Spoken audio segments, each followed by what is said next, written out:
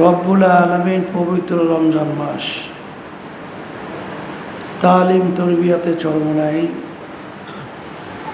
আমাদেরকে আসার বসার দিনই আলোচনা করার শোনার তৌফিক দান করছেন। শুকরিয়া তার সবাই বলি আলহামদুলিল্লাহ।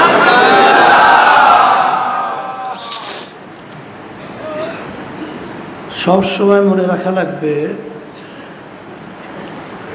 আল্লাহ রসুল সাল্লাল্লাহু আলাইহি ওয়াসাল্লাম মসজিদের মেম্বারে প্রথম পা রাখছিলেন, বললেন আমিন। দ্বিতীয় পা রাখছেন আমিন, তৃতীয় পা রাখছেন আমিন। সাহাবায়ে কেরাম জিজ্ঞাসা করলেন, আল্লাহ রসুল সাল্লাল্লাহু আলাইহি ওয়াসাল্লাম, এইভাবে মেম্বারে পা রাখা অবস্থায় আপনাকে আমিন বলতে তো কখনই আমরা দেখি নাই। আমিন বলার কারণ কি? আল্লাহ রসুল সাল্লাল্লাহু আলাইহি ওয়াসাল্লাম বলছেন, জিবরাইল আমিন আসছে, তিনটা দোয়া করছে, দোয়া কবুল হওয়ার জন্যে আমি আমিন বলছি। জিবরাইল আমিন আসছে, আল্লাহ রাব্বুল আলামিনের হুকুম ছাড়া জিবরাইল আমিন আসে নাই, আসতে পারে না। তিনটা দোয়া করছেন, আল্লাহ রাব্বুল আলামিন দোয়া শিক্ষা দেওয়া ছাড়া দোয়া করতে পারে নাই।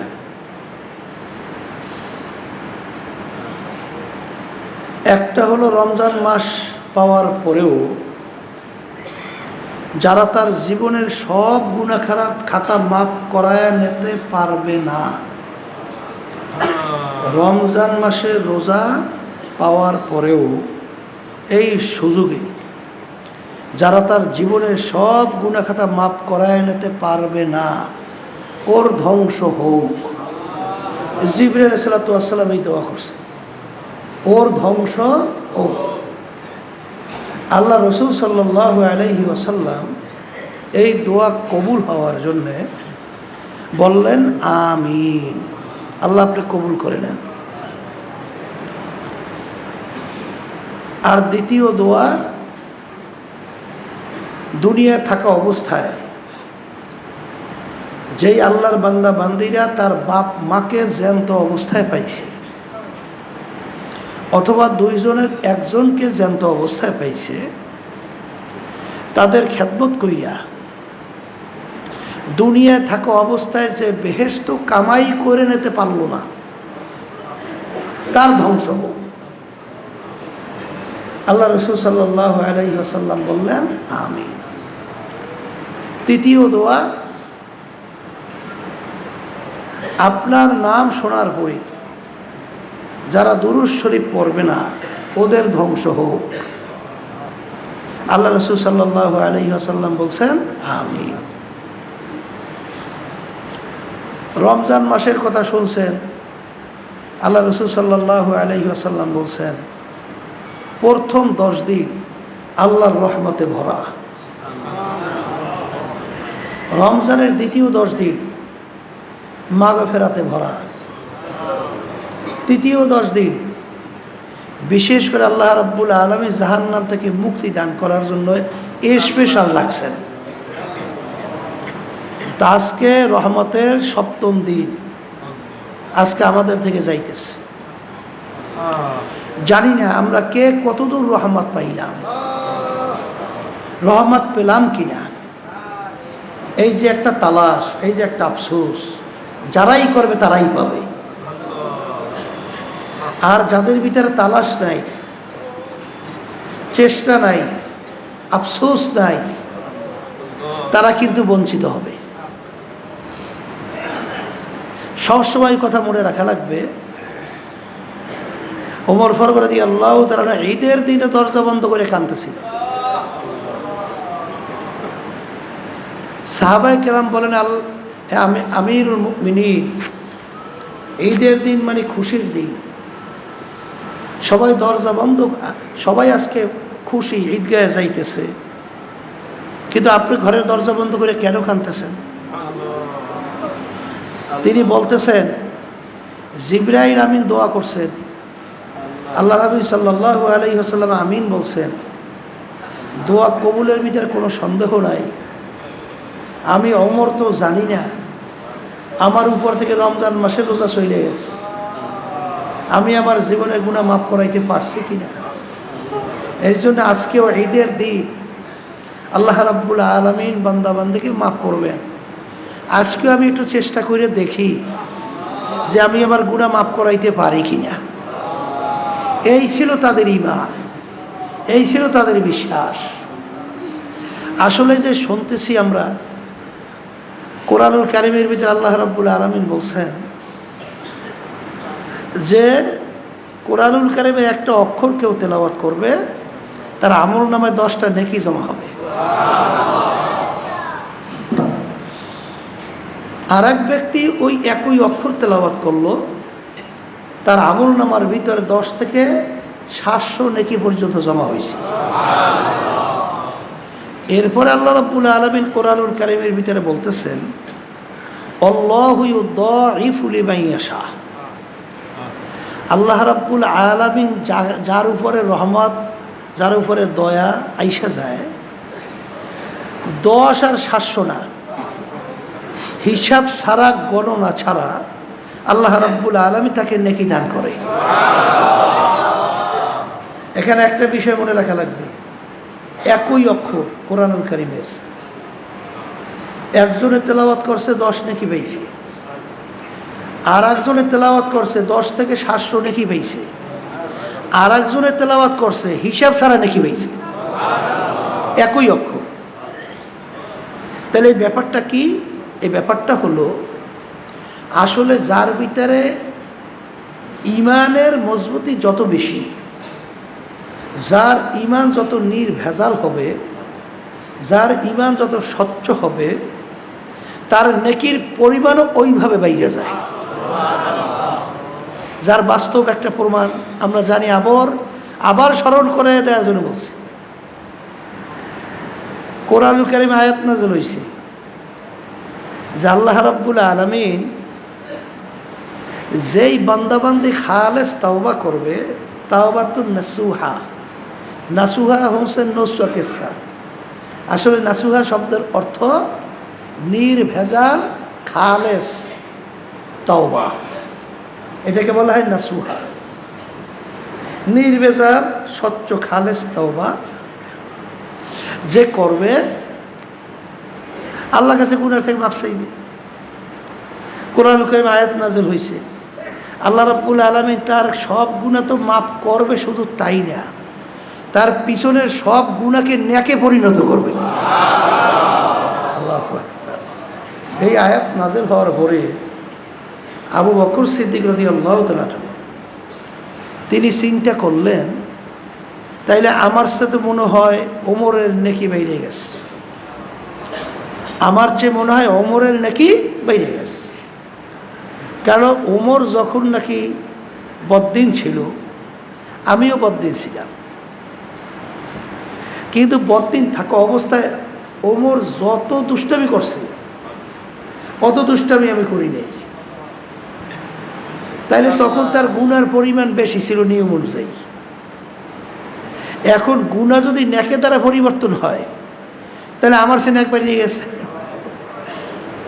আর সুসংবাদ নিয়ে আবু বকর সিদ্দিক রাদিয়াল্লাহু তাআলা আনহু যখন ওমর ফারুক রাদিয়াল্লাহু তাআলা আনহুর কাছে গেলেন, ভাই ওমর, কথার কথা তোমার কপাল তো ভালো, কলে আমার সে তোমার নেকি বাইরে গেছে।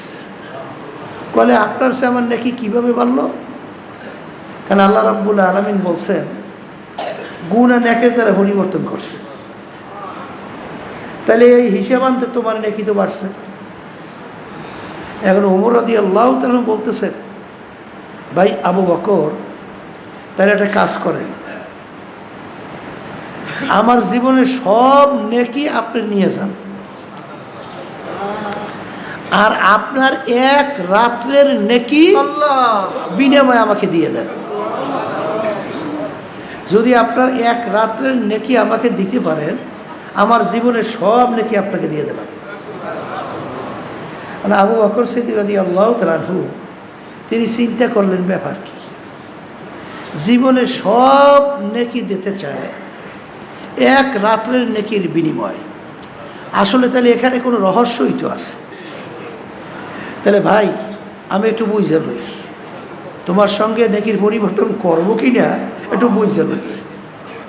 তাই বোঝার জন্যে আল্লাহ রসুল সাল্লাল্লাহু আলাইহি ওয়াসাল্লামের কাছে বলতেছেন, হে আল্লাহ রসুল সাল্লাল্লাহু আলাইহি ওয়াসাল্লাম, এই ঘটনা, এখন ওমর তো কইছে এক রাতের নেকির বিনিময়ে জীবনে সব নেকি দেবে, হুজুর পরিবর্তন করব?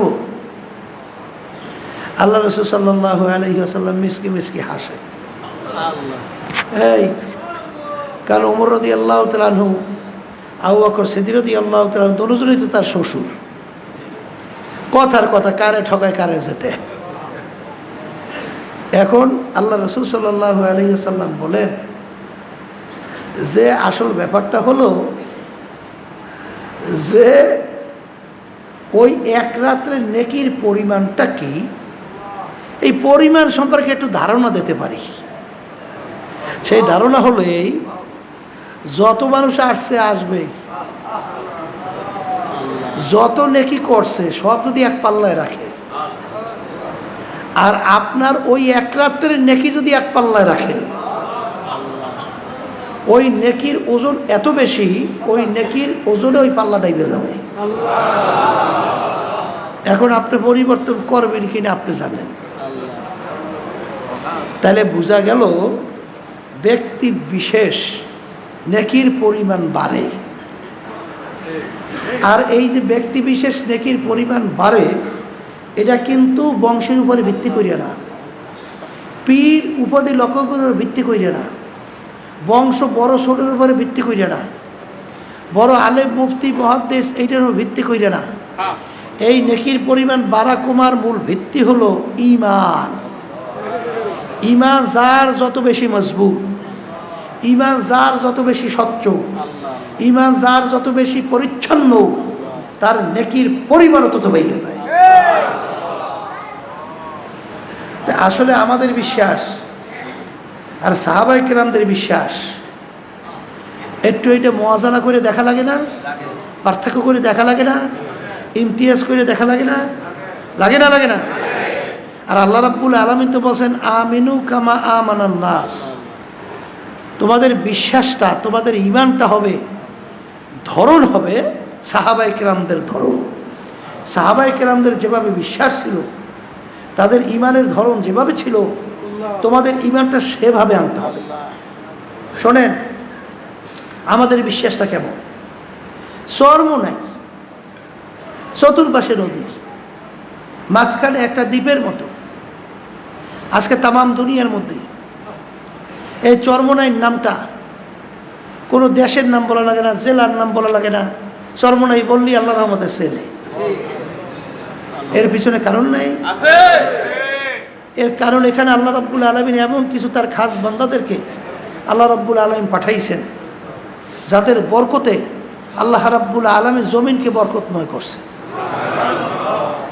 আর একটা নিয়মত আছে, শরফুল মাকানে শরফুল মাকিন। ব্যক্তির কারণে জায়গা সম্মানিত হয়, এটা আপনারা বোঝেন না? একটা চেয়ারে এই প্রেসিডেন্ট বসছে, কাঠের চেয়ার। এখন এই প্রেসিডেন্ট বসার কারণে চেয়ারটার ভিন্ন একটা ব্যতিক্রম ধর্মী দাম হয়েছে কি হয় নাই? হয় নাই? এ হওয়ার কারণ কি? কি কাঠের দাম ভিন্নভাবে বাড়ছে? তা তো পারে নাই। এইটা বাড়ছে ব্যক্তির সম্মানের কারণে, চেয়ারের সম্মান বেড়ে গেছে।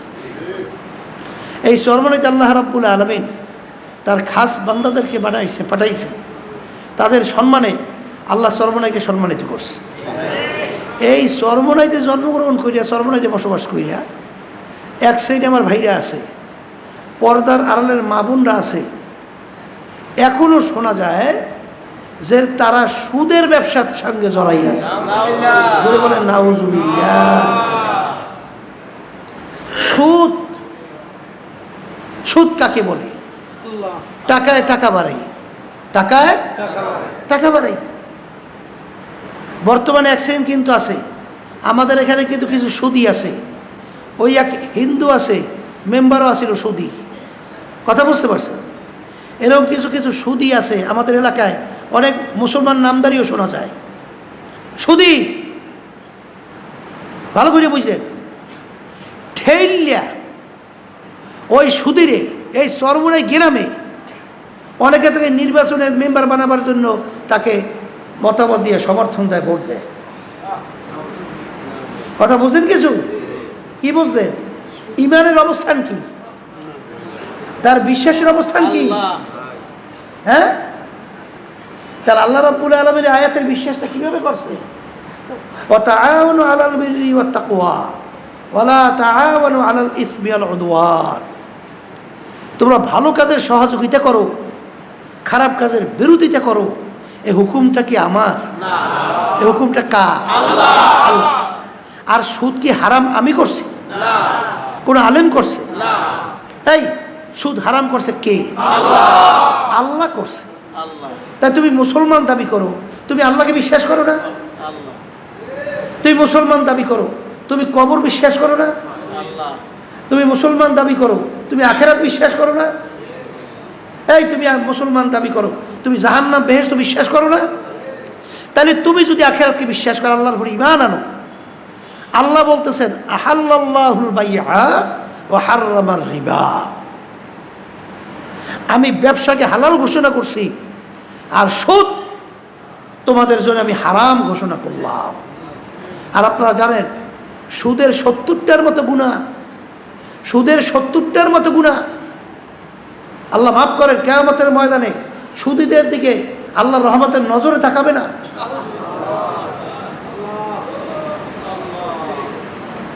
নাউযুবিল্লাহি মিন যালিক। সুদী যারা সুদের সাথে জড়াইয়া থাকবে, 70টার মতো গুনাহ আপনারা জানেন যে নাউযুবিল্লাহ ঘৃণা জমাবার জন্য উদাহরণ, মায়ের সঙ্গে অপকর্ম লিপ্ত হওয়ার চেয়েও বড় ঘৃণিত হলো সুদের গুনাহ। হাসতে হাসতে ওদিকে মুসলমান দাবি করে, ওদিকে নামাজও শোনা যায় পড়ে, ওদিকে ভাই সুদের ব্যবসার সঙ্গে জড়াইয়ে থাকে। কপাল ফোড়া, হারামে কিন্তু আরাম নাই। হারামে কি নাই? আর এই সুদের সঙ্গে বেশি জড়াইয়ে শোনা যায় মহিলাদেরকে। এই মহিলাদেরকে বর্তমানে এনজিওর মাধ্যমে ওদেরকে সদস্য বানায়, সুদী বানায়। আর এগুলা মুসলমান দাবি করিয়া এই সুদীগুলা এই চরমনাইতে বসবাস করিয়া তারপর ওরা সুদের ব্যবসার সঙ্গে জড়ায়। তাহলে কি ওদের ইমানের অবস্থান কি? দুর্বল না? ইমানের অবস্থা দুর্বল না? আর এই ইমানের উপরে ভিত্তি করে নেকের পরিমাণ বাড়ে কমে না? আসতে কয় এই বলেন, জোরে বলেন। আর আবু বকর সিদ্দিক রাদিয়াল্লাহু তাআলা আনহু, তাদের বিশ্বাসটা কেমন ছিল, তাদের ঈমান কেমন ছিল? আল্লাহু আকবার। জানেন তো তাদের ঈমানের পরিমাণের অবস্থানটা কেমন ছিল? আর আপনার আমার ঈমানের অবস্থান কেমন ছিল? হ্যাঁ, এই আবু বকর সিদ্দিক রাদিয়াল্লাহু তাআলা আনহু, তার ঈমান বাড়বেন না কেন? ওই যে যেই রাত্রির কথা বলা হয়েছে, হ্যাঁ, ওই রাত্রির ব্যাপারে আল্লাহ রাসূল সাল্লাল্লাহু আলাইহি ওয়াসাল্লাম প্রায় 6 মাস আগে আবু বকর সিদ্দিক রাদিয়াল্লাহু তাআলা আনহুকে বলতেছিলেন, আবু বকর তুমি প্রস্তুত থাকিও, হিজরতের হুকুম আসতে পারে। প্রায় 6 মাস, 6 মাস পরে হিজরতের হুকুম এসে গেছে। গভীর রাত্র আল্লাহ রাসূল সাল্লাল্লাহু আলাইহি ওয়াসাল্লাম যাই আবু বকর সিদ্দিক রাদিয়াল্লাহু তাআলা ঘরের দরজায় যখন নাকি নাড়া দিয়েছেন, নাড়া দিয়ে বলতেছেন আবু বকর, দরজায় আঘাত করে বলতেছেন আবু বকর,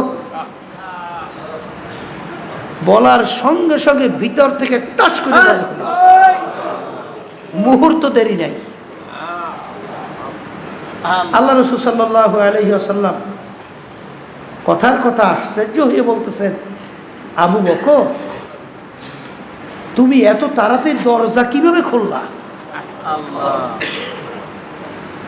তখন তিনি বলতেছেন, আল্লাহ রাসূল সাল্লাল্লাহু আলাইহি ওয়াসাল্লাম যেদিন আপনি বলছেন আবু বকর তুমি প্রস্তুত থাইকো, তখন থেকে আমি আবু বকর বিছানে পিঠ লাগাইয়ে ঘুমাই না। এমনকি ঘরের দরজার খিলও আমি আটকাই না। কারণ আল্লাহ রসুল বলেছেন আবু বকর প্রস্তুত থাকিও, হিজরতের হুকুম আসতে পারে। আল্লাহ আল্লাহ। তখন আমি চিন্তা করছি যে কখন না কোন সময় হিজরতের হুকুম আসে। আজ সরদার দো জাহান মোহাম্মদ রসুল্লাহ সাল্লাল্লাহু আলাইহি ওয়াসাল্লাম, আল্লাহ রসুল এসে আমার ঘরের দরজায় এসে দাঁড়াইয়া থাকবে, আর আমি বা আবু বকর যদি ঘুমাইয়া থাকি, তাহলে আল্লাহ রসুলের কষ্ট হবে। এইটা আমি কিভাবে সহ্য করব? এইটা আমি সহ্য করতে পারবো না। এর জন্য আমি দরজার খিলু আটকাই নেই। কি বোঝে তাদের ইমানের অবস্থান কি? হ্যাঁ, ওই যে রাত্রে গুহার ভিতরে ছিল, জানেন না? আল্লাহ নবী সাল্লাল্লাহু আলাইহি ওয়াসাল্লাম তার রানের উপরে মাথা রেখে ঘুমাইতেছে। বিভিন্ন ছিদ্র দেখা যায়। এখন আবু বকর সিদ্দিক রাদিয়াল্লাহু তাআলা চিন্তা করলেন যে ছিদ্র দিয়ে হয়তো বা বিষাক্ত সাপ উঠতে পারে, বিষাক্ত বিশ্ব উঠতে পারে, আল্লাহর হাবিবকে কষ্ট দিতে পারে। এই জন্য আপনারা জানেন ওই যে জামা সেইটা তারপর ওই গর্থর মুখগুলো আটকাইছে। আল্লাহর হাবিব রানের উপরে মাথা রেখে ঘুমায়, আর আবু বকর সিদ্দিক রাদিয়াল্লাহু তাআলা আনহু তিনি ওই গর্থের মুখ আটকায়। কাপড় শেষ, একটা গর্থের মুখ রেখে রয়ে গেছে, আটকাইতে পারে না। হ্যাঁ, তখন তিনি ওই যে ভাইয়ের গোড়ালি বুড়ি আঙ্গুল দিয়া তারপর ওই সিঁদুর আটকাইয়া তিনি আল্লাহর হাবিব ঘুমাইতে আসে, নড়াচড়া না লাগে। গর্তের ভিতরে সাপ, আল্লাহর হাবিব আসছে গুহার ভিতরে দেখা করবে। কবুতরের কথা শুনছেন, বহুত আগ থেকেই ওখানে বাসা বাড়িতে অপেক্ষা করতে আসে। হ্যাঁ, আল্লাহ সাল্লাল্লাহু আলাইহি ওয়াসাল্লাম গুহায় আসবে, সেখানে সাপ কোনো মুখ না পাইয়া শেষ পর্যন্ত ওই গর্তের এই তল দিয়া ওই আঙ্গুলের উপর আঘাত করতে আসে। বিষাক্ত সাপ বিষে ধরিয়ে গেছে, নাড়াও দেয় না। আল্লাহর হাবিবের ঘুম মুবার ভেঙে যাইবে, ঘুম ভেঙে যাইবে, এই জন্য নাড়াও দেয় না। ওদিকে তো বিষে সহ্য করতে পারতেছে, চোখের থেকে বাইয়ে বাইয়ে পানি পড়তেছে। এক পর্যায়ে গাল বাইয়ে বাইয়ে পানি আল্লাহর হাবিবের চেহারা মোবারকে পড়ে গেছে। এই পানি পড়ার পরে আল্লাহর হাবিব হঠাৎ ঘুম হয়ে গেছে। আবু বকর, ব্যাপার কি? তুমি কান্দো কেন? কি হয়েছে? বলতেছেন আল্লাহ রাসূল সাল্লাল্লাহু আলাইহি ওয়াসাল্লাম, এই ঘটনা, আমাকে তো বিষাক্ত সাপে আঘাত করছে, বিষ সহ্য করতে পারি না। হে আবু বকর, তুমি কেন আটকাই রেছো? ওরা তো আমার সঙ্গে দেখা করার জন্য আছে। আল্লাহ রাসূল সাল্লাল্লাহু আলাইহি ওয়াসাল্লাম থুতু মোবারক ওই আঘাতের জায়গায় লাগাই দেওয়ার সঙ্গে সঙ্গে বিষ পানি হয়ে গেছে। বিষ পানি। তো এইভাবে তাদের ছিল ইমানের অবস্থা। কি অবস্থা? ইমানের অবস্থা। আপনারা জানেন না, ওই সেদিনকার হুজুর বলতেছিল, ওই যে তারাবি নামাজের ভিতরে 4 রাকাত পরে গুরুত্বপূর্ণ দিনই আলোচনা হয় না, সেখানে বলতেছিল এক আল্লাহর ওলি দোয়া করতেছে, মালিক যদি আমি সাহাবায়ে কেরামদের জামানায় যদি জন্মগ্রহণ করতে পারতাম, তাইলে তো কত মর্যাদা আমি পাইয়ে যাইতাম। আপনার হাবিবকে দেখতাম, কলিজা বইরা তার খেদমত করতাম, সেইভাবে তার কথা শুই না দিনের পথে চলতাম। আল্লাহ, আমি তো ওই জমানায় আসতে পারিনি। ওই আল্লাহর বান্দা ঘুমাই রয়েছে। হ্যাঁ, ঘুমাই আস। ঘুমের ঘরের ভিতরে স্বপ্নের ভিতরে দেখে, কি দেখে? যে গাড়ি চালক গাড়ি চালাইতে আস, আল্লাহ নবী সাল্লাল্লাহু আলাইহি ওয়াসাল্লাম গাড়ির ভিতরে বসা। এখন ড্রাইভার ড্রাইভ করতেছে, স্টিয়ারিং এর ভিতরে বসা, স্টিয়ারিং ধরা, স্টিয়ারিং এক পর্যায়ে ধরিয়ে না বেড়ে ফেল করছে। এখন গাড়ি পথচ্যুত, পথ বেলাইন ছাড়াই গেছে। এখন গাড়ি আঘাত করতেছে এমন এক জায়গায় যে যদি গাড়ির গতি না থামে, তাহলে আল্লাহ নবী সাল্লাল্লাহু আলাইহি ওয়াসাল্লাম তিনি বিদায় হয়ে দুনিয়া থেকে চলে যাবে, মানে তিনি শাহাদাত বরণ করবেন, মারা যাবেন। এখন ড্রাইভার চিৎকার করে বলতেছেন গাড়ির ব্রেক ফেল।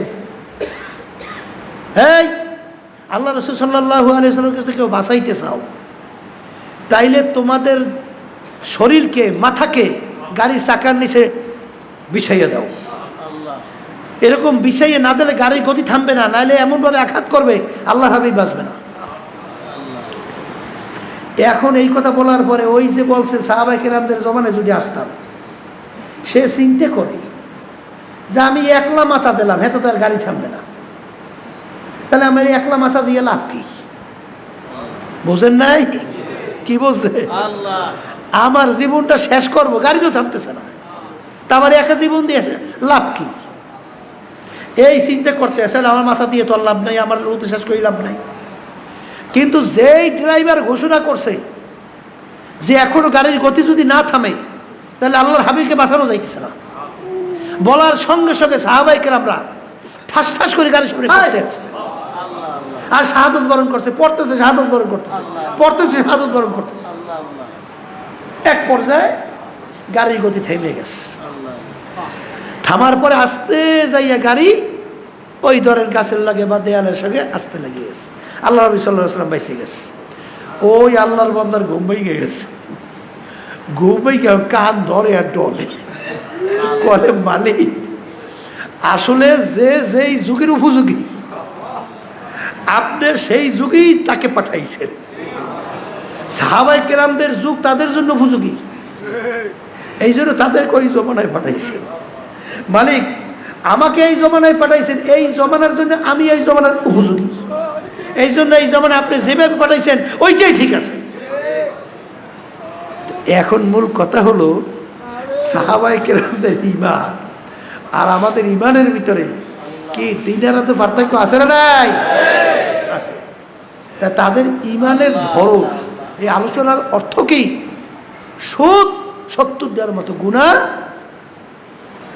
অনেক চরমনাই আমাদের মা বোনদের কথা শোনা যায়, কপাল পোড়ারা, হারামে কিন্তু আরাম নাই। আমার বহু জানা আছে এই সুদ আইনা, সুদের টাকা আইনা। ওই গ্রামে একটা কথা আছে, কি জানি আমার একটা হিসাব দিয়ে বললো, হুজুর 100 টাকায় শেষ পর্যন্ত এক পর্যায়ে কত টাকা জানি 52 না জানি 53 না জানি কত টাকা হুজুর সুদ ধারাবাহিকভাবে হইতে থাকে। কিভাবে জানি চক্র কি চক্রবৃত্তিকরা কি কয়, এইটা হুজুর ওইভাবে বাড়তে থাকে। সুদি আজ পর্যন্ত কেউ আরামে আছে এরকম একজন পারলে আমাকে চ্যালেঞ্জ দেখায়। চ্যালেঞ্জ করলাম, বহুত বড় লোক আমাদের সামনে দেখায় তো বাহ্যিক খুব একেবারে তেলতেইলে শরীর আছে না? ওই যে মেনিয়া রোগ হয় না, মেনিয়া রোগের কথা শুনছেন? শরীরের ভিতরে পানি হয়, পানি, বুঝলেন? এখন পানি হওয়ার পরে শরীর চামড়াকে টান টান, শরীর চামড়া কি একেবারে টান টান, তৈলি মনে হয় চক চক চক চক করে। এখন ওই পাগলায় চেহারার দিকে, আয়নার দিকে তাকাইয়া ওরে খুশি, আমার শরীর খুব ভালো হয়েছে, এখন দেখতে কি সুন্দর, আমার শরীর তেল তেল তেল তেল করে। এই পাগলায় তো শরীর মোটা হইয়া তেল তেল করে খুশি। ওদিকে একজন বিজ্ঞ ডাক্তার যখন ওর চেহারার দিকে তাকাইছে, শরীরের দিকে তাকাইছে, সে তো জিহ্বায় কামড় দিচ্ছে, কামড় দিয়ে বলতেছে ইন্না লিল্লাহ, এই লোকটা এখনো বাহিরে ঘুরতেছে, এই লোকটার শরীরের ভিতরে পানি এসে গেছে, এই পানি যে কোনো মুহূর্তে হার্টের ভিতরে অ্যাটাক করার সঙ্গে সঙ্গে লোকটা মারা যাবে। ওই এখনো বাহিরে ঘুরে, ওই এখনো মেডিকেলে যায় না কেন, ডাক্তারের কাছে কেন যায় না? ডাক্তার দেখে তো জিহ্বায় কামড়, আর ওই পাগলা এত খুশি, আমার শরীর খুব সুন্দর হয়েছে। ও মোটা হওয়ার কারণ বুঝছে? কথা কয় না, কারণ বুঝছে, বুঝে না, অত খুশি। এক সাইডে আমি অত শত কোটি টাকার মালিক, অনেক বড় লোক, আমরা জানি সুদের টাকা যদি টান দেয় ও খয়রাত করেন না, ও কায়দা নাই। কথা বলছেন? ওরে সব পরের টাকা দিয়ে পরের মাতুক বাড়ি, গ্রামে কথা আছে না, পরের ধন্দা পোদ্দারি করা। এই এক পদের এই যত বড় লোক আর সব হইল সুদের কারবার পেরাই। আল্লাহ কথা বলছেন? সুদি কিন্তু হারামে আরাম নাই। দেখা দৃষ্টিতে মনে হয় যেন এই টাকাটা পাইছে গরম, কিন্তু ওই গ্রামে একটা কথা আছে না, ওই যে কি জানি ইঞ্জেকশন মারে, এই কোরামিন কোরামিন কোরামিন দেওয়ার সঙ্গে সঙ্গে আর শরীর গরম। এইটা কি ইঞ্জেকশনের তাসির? ইঞ্জেকশনের তাসির হলো যে ওইটা দেওয়ার পরে আস্তে আস্তে যদি আপনার শরীরে শক্তি বাড়ে, আপনি যে উদ্দেশ্যে প্রয়োগ করছেন ওইটা যদি দেখা যায়, আল্লাহ আল্লাহ তাইলে ইঞ্জেকশনে ক্রিয়া হয়েছে, আর সঙ্গে সঙ্গে শরীর গরম হয়ে গেছে, এই সর্বনাশ কাজ হয়ে গেছে, ইঞ্জেকশনে খুব কাজ করছে না। তো এখানে সুদের ব্যাপারটা হইল দেখার সঙ্গে সঙ্গে কোরামিন গরম, ওর পরে কিন্তু খুব খারাপ। এই জন্য যারা মানুষ, যারা মুসলমান, যারা ইমানদার, আল্লাহ বলতেছেন তোদের জন্য আমি সুদকে হারাম ঘোষণা করছি। তাহলে বুঝা গেল সুদের ভিতরে কল্যাণ নাই, সুদে কল্যাণ নাই। আরে কি বলবো, চরমনে আমি মুজাহিদ চরমনে আসা যাওয়া করে, দায়িত্বশীল, বড় ধনী হইবে বলছে, এই জন্য সুদ আনছে বিভিন্ন জায়গায় দিয়ে ব্যাংক থেকে, এখন ফলাইয়া চলে, এখন পলাইছে। কথা বলছে, আমার মজলিসেও আছে, আমি চিনি মুজাহিদ, খুব নামি দামি মুজাহিদ, এই দায়িত্বশীল, এখন পলায়, ওই টাকা দিতে পারে না। সুদ 70টার মতো গুনাহ, কিয়ামতের ময়দানে আল্লাহ রাব্বুল রহমতের নজরেই তাকাবে না। তুমি কিসের মুসলমান, তুমি কিসের ইমানদার, আল্লাহ হ্যাঁ তুমি কিসের আল্লাহকে বিশ্বাস করো? তাহলে বোঝা গেল হারামে আরাম নাই। আমি বলবো এর পরেও তো এক শ্রেণী থাকবে, আপনি যত বলবেন, আবু জাহাল তো আল্লাহর হাবিবের পাশেই আছিল, কথা কয় না? উতবা সাহেব আবুল হাব তো আল্লাহর হাবিবের পাশেই ছিল। এই সূরা লাহাব নাযিল হয়েছে, সূরা লাহাব নাযিল হয়েছে না? তাব্বাত ইয়াদা আবি লাহাব, কি শুনছেন না শোনেন না? সূরা শুনছেন? আবু লাহাব কেনা জানেন? আল্লাহর হাবিব সাল্লাল্লাহু আলাইহি ওয়াসাল্লামের চাচা, শুধু চাচাই না, আল্লাহ রাসূল সাল্লাল্লাহু আলাইহি ওয়াসাল্লাম আপন বেয়াইও, আপন বেয়াই। এক তো চাচা, অন্যদিকে আবার বেয়াই। হ্যাঁ, আবার বেয়াই আবার কি? আল্লাহর হাবিবের 2 মেয়েকে আবু লাহাবের 2 ছেলের জন্য নেছে। এক তো চাচা, অন্যদিকে আপন বেয়াই, ঠিক না? আল্লাহ রাসূল সাল্লাল্লাহু আলাইহি ওয়াসাল্লাম কষ্ট দেওয়ার জন্যে এই বদমাইশ মানুষের সামনে প্রকাশ্যে আল্লাহ হাবিব সাল্লাল্লাহু আলাইহি ওয়াসাল্লামকে কষ্ট দেওয়ার জন্যে তার 2 ছেলের মাধ্যমে আল্লাহর হাবিবের 2 মেয়েকে প্রকাশ্যে তালাক দেওয়া হয়েছে। আউযু বিল্লাহি মিন যালিক। এত বড় খবিস, এই খবিস কি দূরে না আল্লাহর হাবিবের পাশেই আছে? আসতে কয় দেয়, হ্যাঁ? আবু জাহেল কি দূরে না আল্লাহর পাশেই আছে?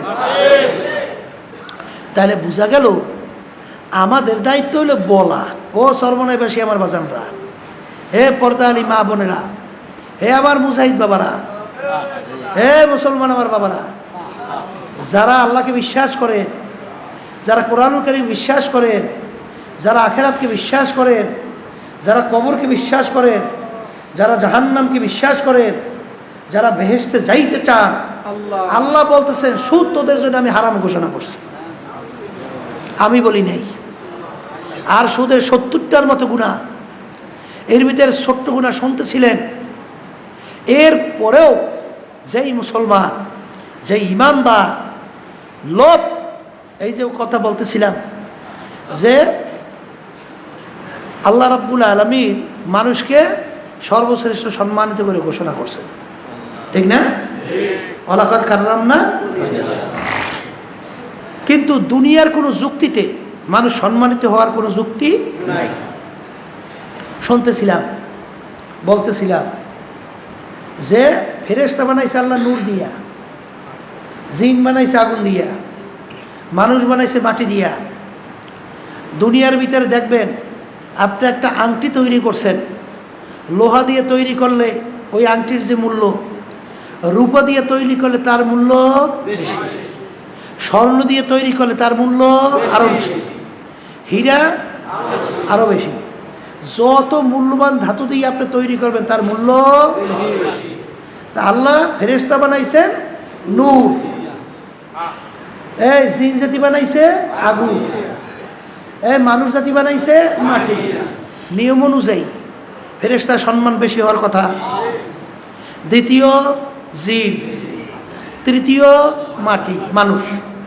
কিন্তু আল্লাহ তো ঘোষণা করছেন মানুষ সর্বশ্রেষ্ঠ সম্মানিত। কি কারণে? এই কারণ কিন্তু আগে অনেকে আমরা চিন্তাও করি না, চেষ্টাও করি না, তালাশও করি না। কথা ঠিক না? আল্লাহ এই যে উদাহরণ দিয়ে ভাষায় বলা হয় যে আপনারা জানেন যে একটা মোবাইল কত টাকা তার মূল্য, আর মাদার গাছের আলমিরা তার কত টাকা মূল্য। মোবাইলের পার্স একটা শক্তির কারণে, ওর একটা ক্ষমতা থাকার কারণে ওর মূল্য বাড়ে। পার্স পুড়িয়ে গেলে তখন কিন্তু ওই মাদার গাছে আলমিরার মূল্য বেশি হয়ে যায়। ওই আলমিরা চইলে কিন্তু আগুনে জ্বালাই ভাত তরকারি ভাগ করেও খাওয়া যায়, কিন্তু মোবাইলের পার্স পুড়িয়ে গেলে ওর কিন্তু কোনো মূল্য থাকে না। ঠিক মানুষ কিন্তু বাহ্যিক শরীরের মাধ্যমে সম্মানিত হয় না, বংশের মাধ্যমে সম্মানিত হয় না, এই টাকা পয়সার কারণে সম্মানিত হয় না, সৌন্দর্যের কারণে সম্মানিত হয় না, রূপসীর কারণে সম্মানিত হয় না। মানুষ সম্মানিত হওয়ার তার ভিতরে একটা মূল্যবান পার্স আছে, যেই পার্সের মাধ্যমে, যেই পার্সের কারণে মানুষ সম্মানে বাড়ে এবং কমে। কথা বলে না? সেই পার্সের নাম হলো কলব। কথা ঠিক কিনা? এই উদাহরণ তো জানি, আবারও বলছি, বেলাল হাবশী রাদিয়াল্লাহু তাআলা আনহু দুনিয়ার দিক থেকে তার কোনো গুণ নাই। গুণ আছে? বংশ নিচু। বংশ কি? নিচু, ছোট বংশ, হাফস বংশ। এই চেহারা ছিল কালো, কালো মানুষ দেখছেন না? ডকপত আছে? আছে ডকপত? তাইলে চেহারা কালো মানে কালো বংশের লোক। এরপরে যে গুণ থাকা দরকার, লোকমান হাকিম সে কিন্তু কালো মানুষ ছিল, কিন্তু তার নামে কিন্তু আল্লাহ রাব্বুল আলামিন কোরআন করে সূরাও নাযিল করছে। কথা কয় না? বোঝেন কিছু? তার নামে আল্লাহ সূরা নাযিল করছে কি তার চেহারার কারণে না বংশের কারণে? হে কিন্তু ছাগলের পাল চালাইতো, মানে ছাগল ফালতো, রাখালগিরি করতো। এই সম্মানটা বাড়লো কোথার থেকে? হ্যাঁ, আল্লাহু আকবার।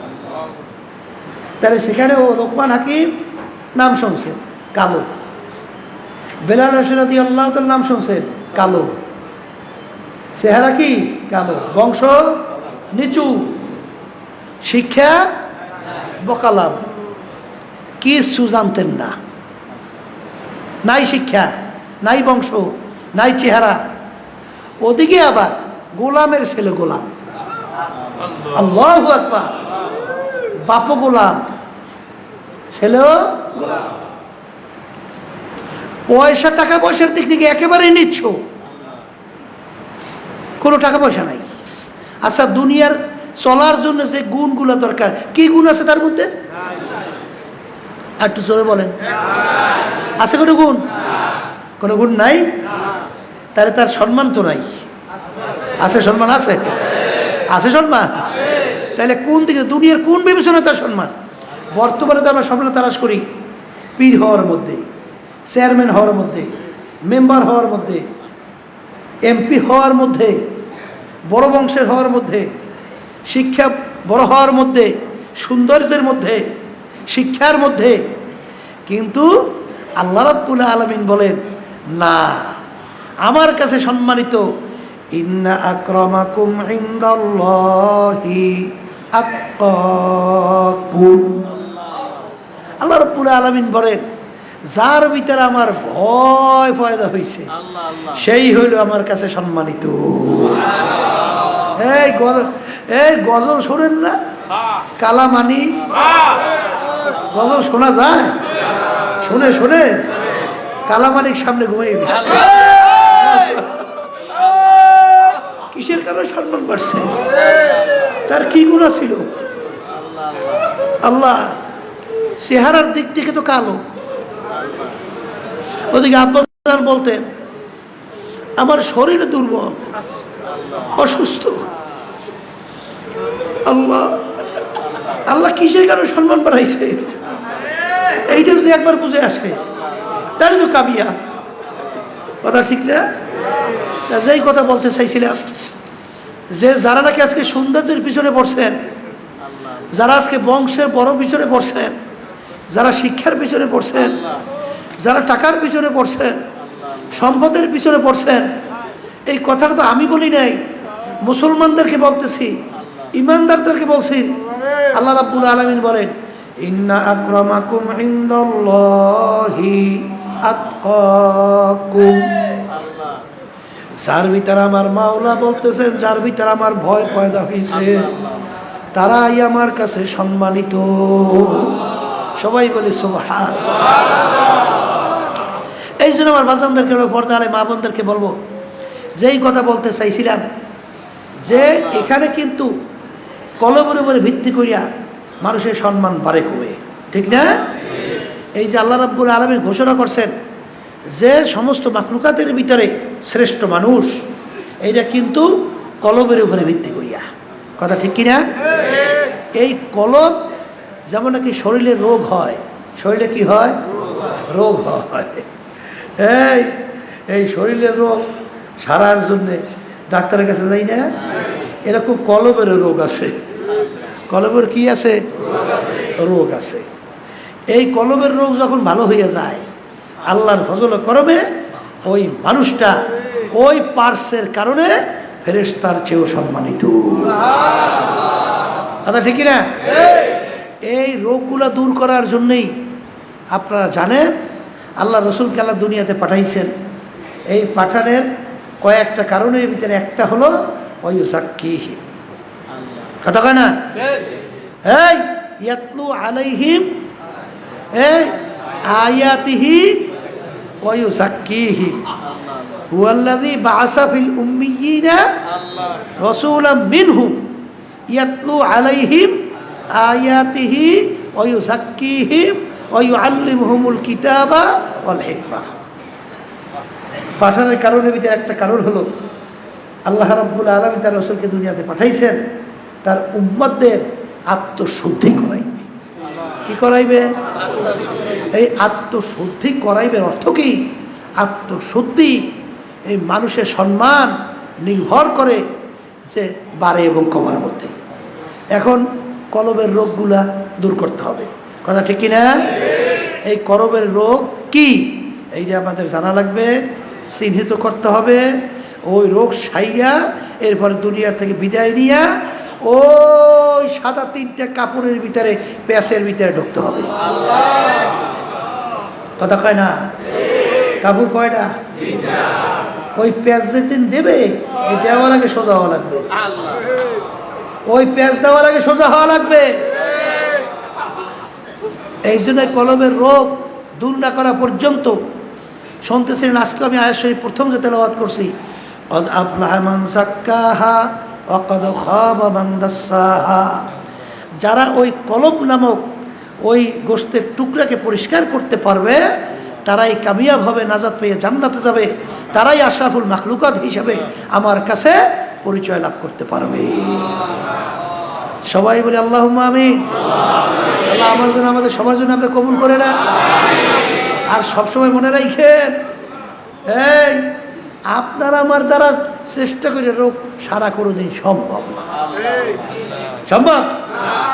এই জন্যই শোনেন না, এই আল্লামা ওই যে কারিমা লেখছেন শেখ সাদী রহমাতুল্লাহি আলাইহি, এই যে বারবার বলতেছেন, তাদের চিন্তা ছিল, চেষ্টা ছিল, কবরের চিন্তা ছিল।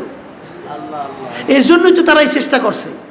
বারবার বলতেছিলেন না কারিমা বিভাগ সাহেবার হালেমা কে হাসতা মাসিরে কামান্দে হাওয়া চেষ্টা নাই আল্লাহ তার ফল নাই চেষ্টা নাই সে কোনোদিন কামিয়াব হয় নাই এই জন্য আমার বাজানদেরকে বলবো পর্দারে মা বোনদেরকে বলবো قد أفلح من زكاها وقد خاب من دساها আল্লাহ রাব্বুল আলামিন গুরুত্ব বুঝাবার জন্যে তোমার আমার মায়ার কারণে প্রায় 11টা কসম করার পরে আল্লাহ বলতেছেন যারা ওই কলম নামক গোস্তের টুকরা পরিষ্কার করতে পারবা তারাই নাজাত পাই আমার জান্নাতে যাইতে পারবা।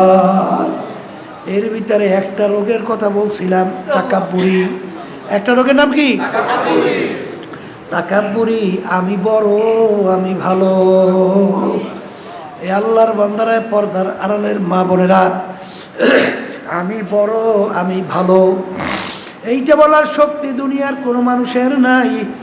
বাজান সবসময় একটা কথা মনে রাখো, ইবলিস আল্লাহ রাব্বুল আলামিন ওকে এমন জাহেন দান করছিলেন, এমন জেহেন দান করছিলেন, এমন ব্রেন দান করছিলেন। আসমানি কিতাবের সংখ্যা 104 কিতাব আসমানি। এই কিতাবের ইলম আল্লাহ রাব্বুল আলামিন ইবলিসকে দান করছিল। এত বড় জানোই না পান্ডিত। বাজান শোনেন নাই যে এমন কোনো জমিনের জায়গা নাই যেই জায়গায় ইবলিস সেজদা দেয় নাই। এর অর্থ কি? বড় আবেদ ছিল ইবলিস। এমনকি মুআল্লিমুল মালাইকা উপাধি পর্যন্ত পৌঁছে যাওয়ার কায়দায় পৌঁছে গেল। আল্লাহর সম্মানিত, কিন্তু ওর ভিতরে একটা রোগ ছিল। একটা রোগ। কয়টা রোগ? এই বাহ্যিক দৃষ্টিতে দৃশ্যমান একটা রোগ। আল্লাহ যখন বলল ইবলিস আদমকে সেজদা কর, সেজদা তো করেই নাই, বরঞ্চ যুক্তি দেওয়া শুরু করছে। এক শ্রেণীর বর্তমান পোলাফান, এক শ্রেণীর মানুষ দেখা যায়, এরা মুরব্বীদের সঙ্গে তর্ক করে, বিভিন্ন সময় যুক্তি দেয়। আছে না নাই? এই বেটা, মুরব্বীরা বুঝে শুনি তারা হুকুম করছে, এত বুঝতে যায় সে তো চালাক হইস না।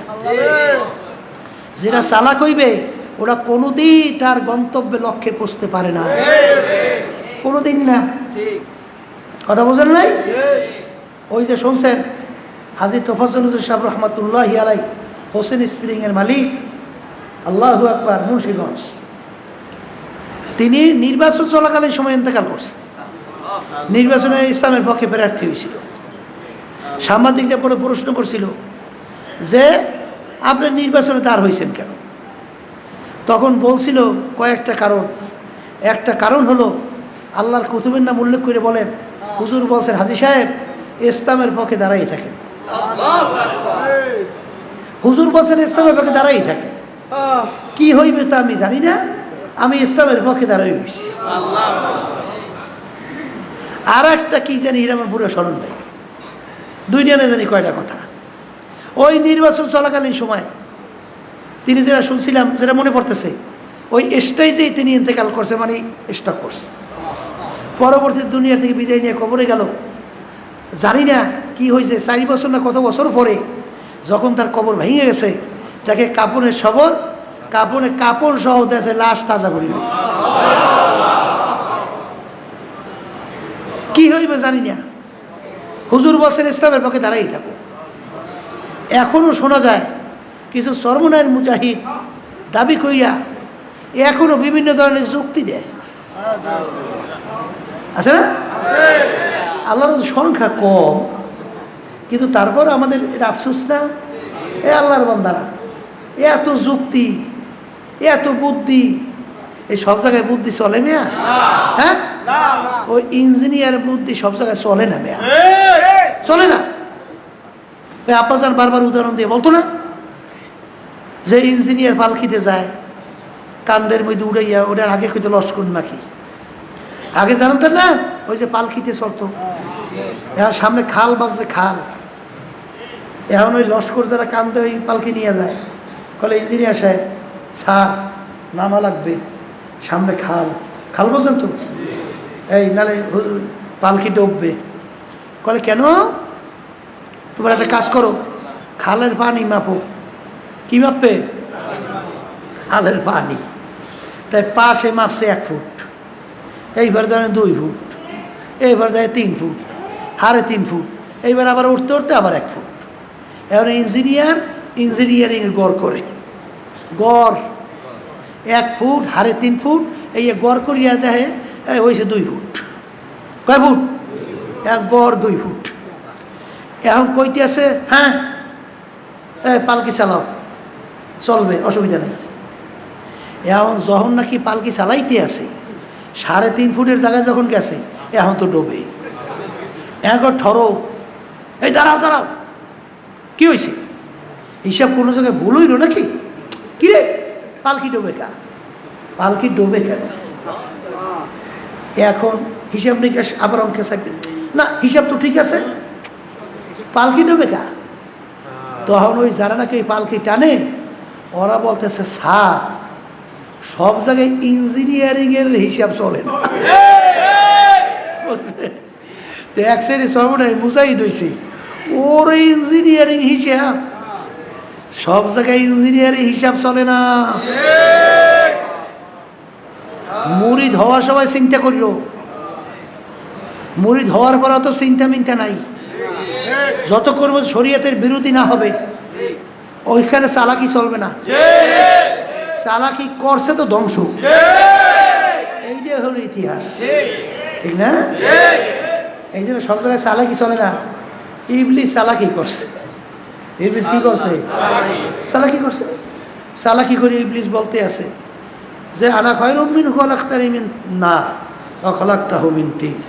আনা খায়রুম মিনহু খলাকতানি মিন নার ওয়া খলাকতাহু মিন তিন। রব্বুল আলামিন আমাকে বানাইছেন আগুন। ওই যে কথা বলছিলাম, কথা কয় না? আগুন সম্মান বেশি, গতি উপরে। আর আদমকে বানাইছেন মাটি। আমার চেয়ে আদমের সম্মানের চেয়ে আমার সম্মান বেশি। আমি আদমকে সেজদা করব কেন? কি দেখা দৃষ্টিতে যুক্তি ঠিক আছে না? কথা কয় না? ঠিক আছে না? কিন্তু যুক্তিটা কার সঙ্গে? আহকামুল হাকিমিন রব্বুল আলামিন, আল্লাহর সঙ্গে যুক্তি দেয়। আল্লাহ রব্বুল আলামিন গোসা হয়ে গেছে। গোসাল ওরে খবিস, তোর এত বড় সাহস, তুই আমার হুকুম তো মানলেই না, আমার সঙ্গে যুক্তি দাও। এ বেয়াদব বেরো, লান্নতের তপ চিরতরে গলার মধ্যে পড়াই গেছে। বেরো বেয়াদব বেরো, চিরতরে জাহান্নামের হুকুম, বেহেশত থেকে নাম কাটা। চিরতরে জাহান্নামের হুকুম হয়ে গেছে। দোষ কয়টা? একটা। আনা খায়রুম মিনহু খলাকতানি মিন নার ওয়া খলাকতাহু মিন তিন। আমাকে বানাইছেন আগুন দিয়া, আদমকে মাটি, আগুনের গতি ঊর্ধ্বে, মাটির গতি নিম্নে। যার গতি ঊর্ধ্বে সম্মান বেশি, উচিত ছিল আদম আমাকে সেজদা করবে। আমি কেন আদমকে সেজদা করব? একেবারে চিরতরে জাহান্নামের হুকুম। কথা ঠিক না বেঠি? এ আল্লাহর বান্দারা, পর্দা আলে মা বোনেরা, এইটা একটা কলবের সবচেয়ে বড় রোগ। কলবের বড় রোগ এইটা, কিন্তু কলব থেকে দূর করা রাখবে। সবসময় মনকে বুঝানো, রে মন নবীরা ছাড়া, নবীরা ছাড়া এই নিষ্পাপ, এইটা বলার শক্তি কারো আছে? কারণ কি তা জানেন? নবী রাসূলুল্লাহ আল্লাহর ডাইরেক্ট জুরিডিকশনের ভিতরে নিয়ন্ত্রিত ছিল। কথা কয় না? আপনার আমি কি আমার মালিকের ডাইরেক্ট জুরিডিকশন নিয়ন্ত্রণে? হ্যাঁ, আমাদেরকে এখতিয়ার দিয়েছে না? কি দিয়েছে কি দেয় নাই? তাহলে বোঝা গেল যে নবীরা ছাড়া কেউ কিন্তু আমরা নিষ্পাপ না। বলেন, নবীরা ছাড়া কেউই আমরা নিষ্পাপ না। কথা ঠিক কিনা? এটা কিন্তু আমি বলি না, আল্লাহ রাসূল সাল্লাল্লাহু আলাইহি ওয়াসাল্লাম বলছেন। আল্লাহ রাসূল কি বলছেন? কুল্লুকুম খাত্তাউন, তোমরা সবাই গুনাহগার। গুনাহগার ছাড়া কেউ নাই। কিন্তু কেউ মনে করেন না আমি পৌত পবিত্র, কেউ মনে করেন না, সবাই গুনাহগার। গুনাহ মাফ হইছে, সার্টিফিকেট কেউ পাইছি? একটা গুনার বিনিময়ে জাহান্নামের শিকল হাতে পায়ে লাগতে পারে? পারে।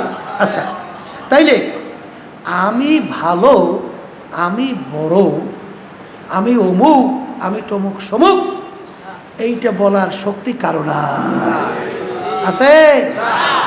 এই জন্য আমার বাজানদেরকে বলবো যে সব সময় মনে রাখা লাগবে এই কলবের যে রোগটা, আমি ভালো, আমি অমুকের চেয়ে ভালো, আমি অমুকের চেয়ে অমুক টমুক সমুক, এইটা কিন্তু একটা কলবের বড় রোগ। এইটা আল্লাহ মনে সহ্যই করে না, আল্লাহ সহ্যই করে না। ওই সশয় ঘটনা বলা হয়, শোনেন নাই? হ্যাঁ, ওই যে বড় বাঘ, মাঝে বাঘ আর পাতি শ্রীকাল একাত্রিত হয়ে শিকার করছে। শিকারও তিনটে পাইছে, গাদা, হরিণ, খরগোশ। বড় বাঘ বলতে আছে ভাগ কর। চিতাবাঘ চিন্তা করছে স্বাদের গোস্ত কোনটা? হরিণের। ওইটা আমার ভাগে রাখা লাগবে। তাই ভাগে রাখতে হইলে পদ্ধতি বের করা লাগবে না? এখন এই পদ্ধতি, ওই যুক্তি তালাশ করে পদ্ধতি বের করছে। এখন বলতে আছেন মহারাজ, শরীর অনুযায়ী বন্টন। যার শরীর বড়, খাদ্যও বড়, মেজো খাদ্য মেজো, ছোট খাদ্য ছোট। তাহলে গাদা বড়, ওইটা আপনার ভাগে। হরিণ মেজো, আমার শরীরে মেজো, ওইটা আমার ভাগে।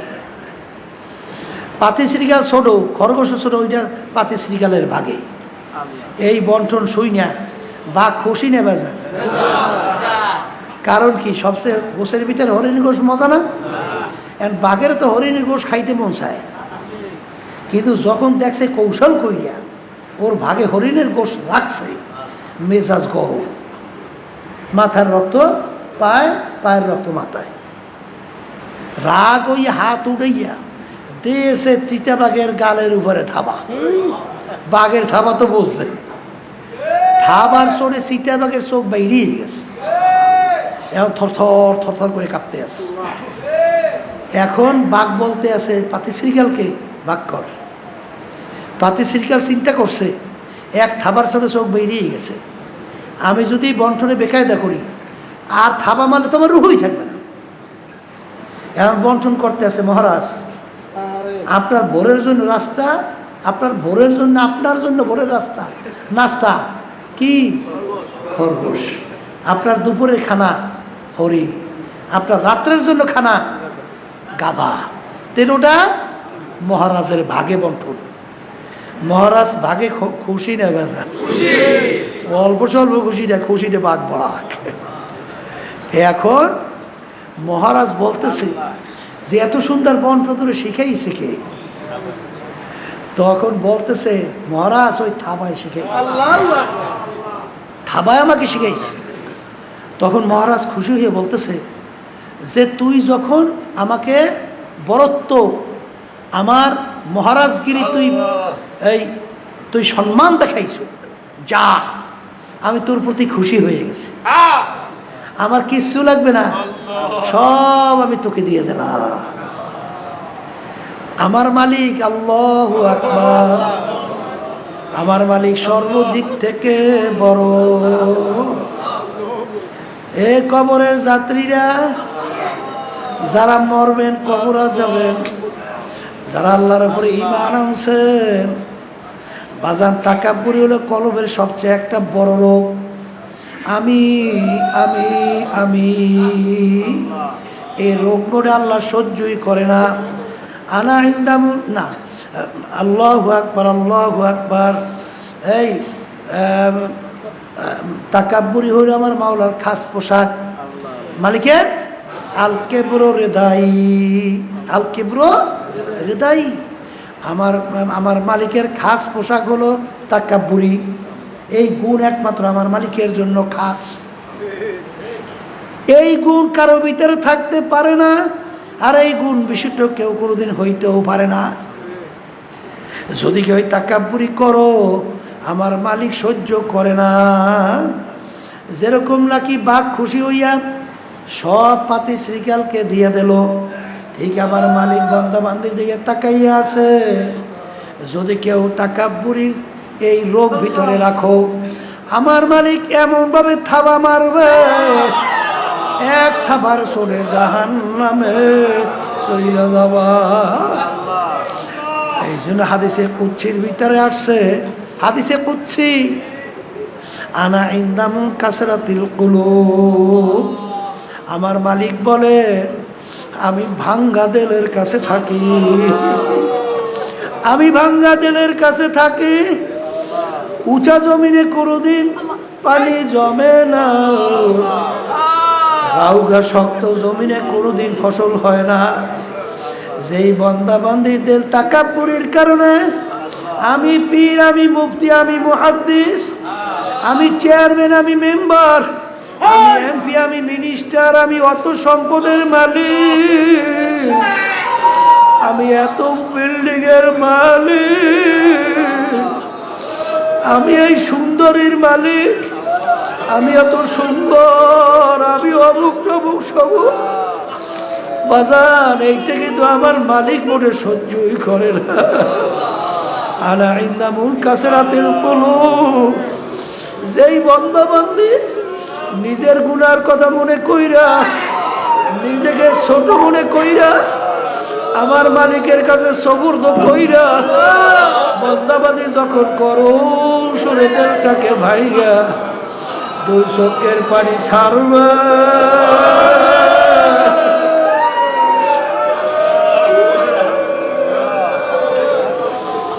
আর মালিকের দরবারে যখন বলবে এ আমার দয়ার মালিক,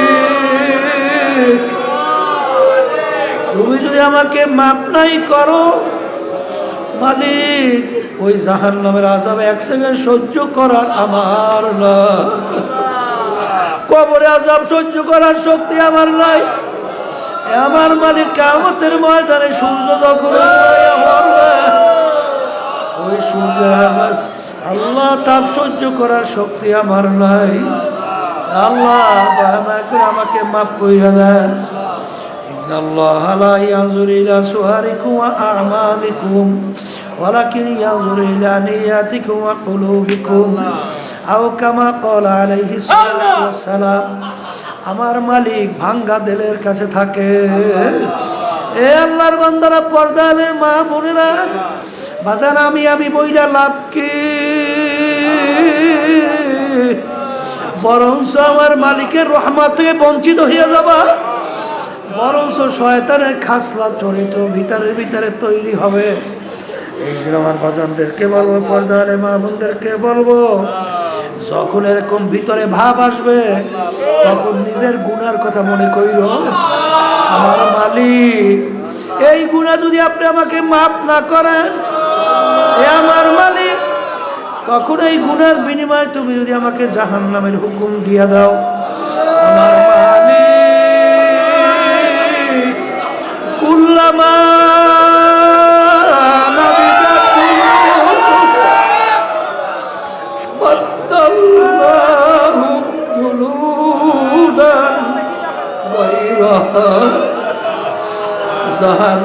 জাহান্নামের ভিতরে জ্বলতে তাদের শরীরের চামড়াটা শরীর থেকে পৃথক হইয়া আমার আল্লাহ বলে জমিনের ভিতরে ধারাস কইরা পইরা যাবে।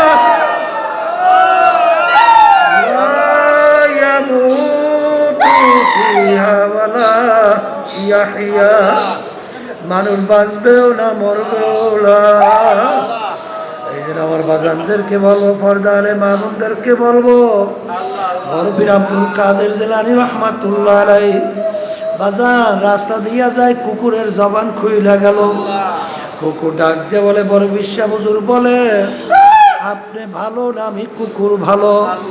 বড় বিশ্বাস হুজুর বলেন, যদি বলে আমি ভালো তাহলে তো তার ভিতরে আনানিয়া চলে আসবে, আর যদি বলে কুকুর তুই ভালো তাহলে তো আমার তাহলে আল্লাহর কালামের উল্টাও হয়ে যাবে।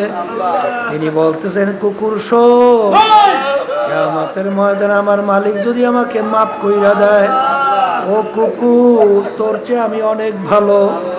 আর কিয়ামতের ময়দানে আমার মালিক যদি মাফ না করে, তুই আমার চেয়ে অনেক ভালো। এই জন্য আমার বাজানদেরকে বলবো, পর্দারে মা বোনদেরকে বলবো, আসলে তোমার আমার চিন্তাও নাই, চেষ্টাও নাই, চোখেও পানি নাই। বাজানে ওমর ফারুক রাদিয়াল্লাহু তাআলা আনহু ইতিহাস পড়িয়া দেখো, আবু বকর সিদ্দিক রাদিয়াল্লাহু আনহু ইতিহাস পড়িয়া দেখেন, আলী রাদিয়াল্লাহু তাআলার ইতিহাস পড়িয়া দেখেন, আল্লাহর নবীর ইতিহাস পড়িয়া দেখেন। আমার আব্বাজান প্রায় বলতেন, যেই মামলার তদবির নাই ওই মামলার খাতে খালাস নাই। আল্লাহর কুতুবেরা কাঁদতে কাঁদতে আমাদের সামনে ঘুমাইয়া রয়েছে। তুমি আর আমি গুনার পর গুনাহ কইরা যাইতেছি। আরে আরে, একটু চিন্তাও নাই, চেষ্টাও নাই, চোখেও পারি নাই। রমজান মাস রহমতের মাস, আমার মালিক তাকাইয়া আছে। বন্দা বান্দি আমার মালিকের দরবারে দিলটাকে ভাইগা নিজে অপরাধকে স্বীকার কইরা যদি করুণ সুরে ডাক দাও, হে আমার দয়ার মালিক,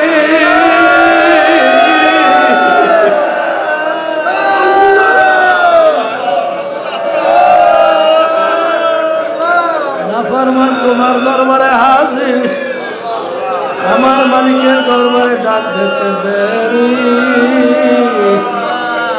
আমার মালিক মাফ করতে দেরি করবে না। বাজার, রমজান মাস আমার মাওলা কিন্তু বেহেশতের দরজা সব খুইলা দিয়েছে, জাহান্নামের সমস্ত দরজাগুলো আটকাইয়া দিয়েছে, শয়তানকে বন্দী কইরা দিয়েছে। এই রমজান মাসের সুযোগ পাইয়া যারা গুনাহ মাফ করাইয়া নিতে পারবে না, তার ধ্বংস। বাজার, আমার মালিক তোমাকে আমাকে যখন নিয়ে আসছেন, একটু হাতটা তুইলা দুই চোখের পানি ছাইরা তেলটাকে ভাইগা মালিকের কাছে মাপ চাও, মাপ চাও, মাপ চাও।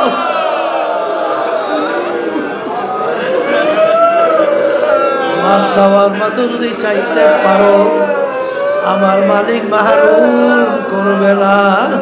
আল্লাহুম্মা আমিন।